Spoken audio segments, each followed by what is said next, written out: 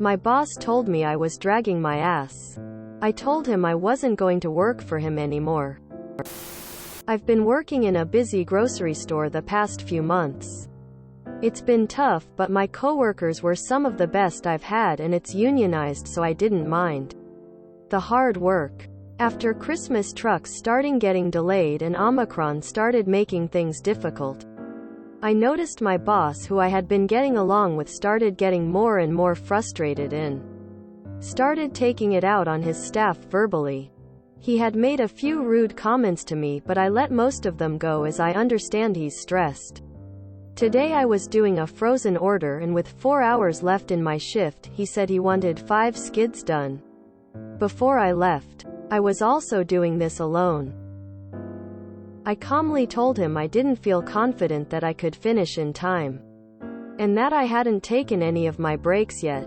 I wanted to take the situation and turn it into a coaching opportunity so that maybe I could get some advice on how to finish in time, but he responded by passive-aggressively telling me he wrote the schedule and knows how it works.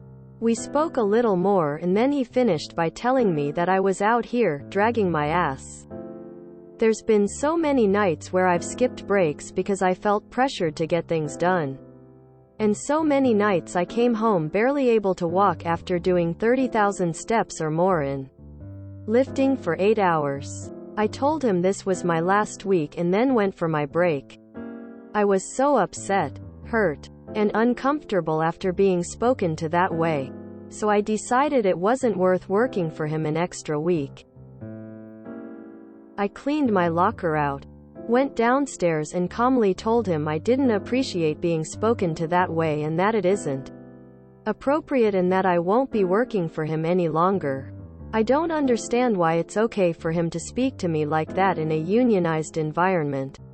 And I'm upset because I feel confident that I worked hard the past few months. But nobody deserves to be spoken to like that. You're unionized but they let you skip breaks? Doesn't sound very unionized to me. Dick manager. I worked Acme part-time. Wasn't bad at all. Shoulda filed a complaint with your Saintward weeks ago. And again this time. A majority of business owners and bosses are oppressors. They think they're being a leader by encouraging people, but they are not. When I was a truck driver, I'll never forget the day I picked up a load from Minnesota going to South Carolina. It was 1,400 miles. Picked it up Monday, and was supposed to be delivered Wednesday morning. I was late because I needed more time to get there. Had to deliver on Thursday. The broker thought I was taking my suite as time lol. My performance got criticized. I responded back saying the computer and GPS is not the one driving the truck. They expected me to cover 700 miles Monday, 700 miles Tuesday. No. I'm not dancing on the gas pedal and work myself to death for anybody. The shit will get there, and when it gets there. He said, but the average miles a day is 500 to 600 blah blah blah.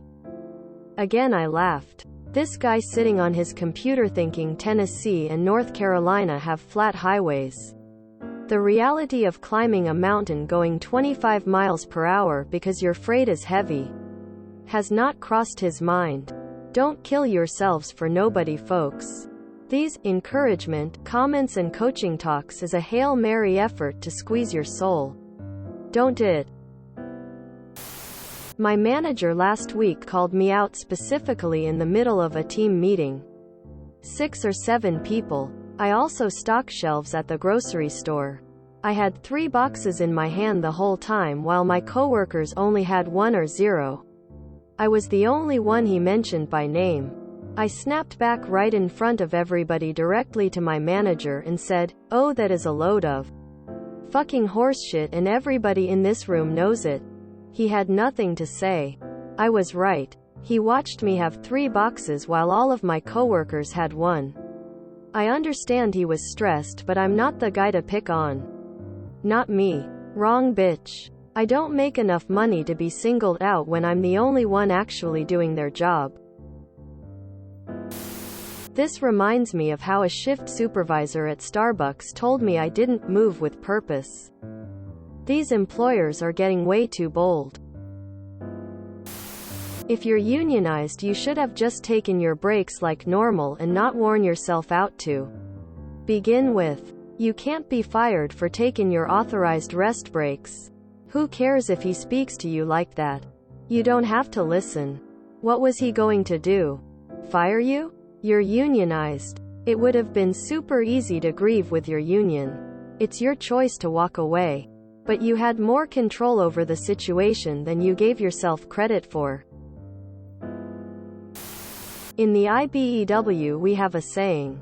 I have two speeds. And if you don't like this one, you're gonna hate the next one. Grocery store work is some if the worst work. Honestly, I keep saying I'm going to make Elon Musk ride public transit after we revolt. But I think I'm going to make him stack skids of wet cat food at Walmart instead. He gets a handheld where the battery doesn't make good contact either. I'm going to fucking scream at him every day for not finishing up 10 skids of cat food in 8 hours. Like, absolutely bellow at him. Fuck working in groceries. Like, doing 30,000 steps a day at work along with heavy lifting non-stop. Deserves respect. Also, for what you guys get paid, you should be doing maybe 1/4 of what you do. It's never okay for bosses to demean you, belittle you, berate you, or treat you like a slave. But if they didn't do those things, we wouldn't be talking. People with any kind of power or influence seem to have collectively gone off the rails. They are mad with power, and think they own anyone who reports to them. You want fair, living wages, work-life balance, respect? Fuck you. You entitled little shit. It's sickening. And I keep hoping we find a way to actually remove these people from the workforce.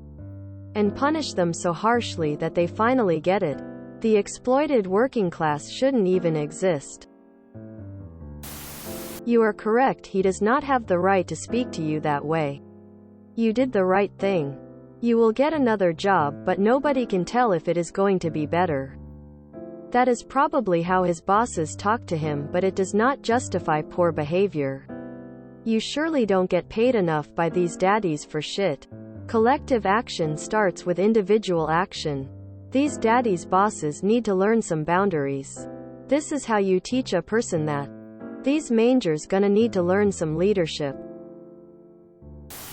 If he was a good manager, he would have helped you out.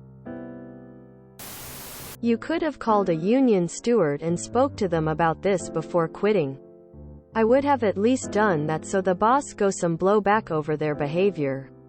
Honesty, I would have just gone back to work and actually dragged my ass until my shift was over. Like, if you are going to say I'm doing something, I'll show you what that looks like. My managers don't ask me for really anything anymore. I would always tell them no if it wasn't my job. Or just take forever if I couldn't prove it wasn't. I work at a union cooperative grocery store.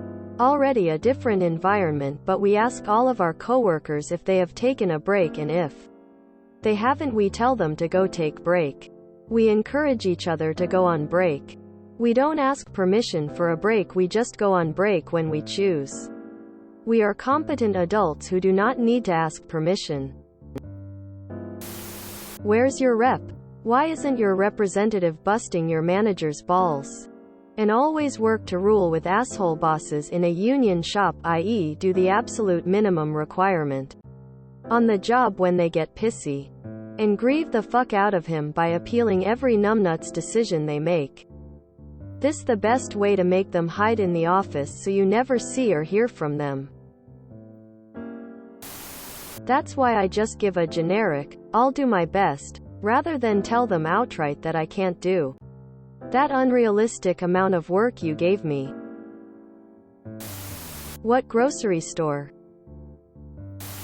Unionized or not, no boss should ever talk to employees like that.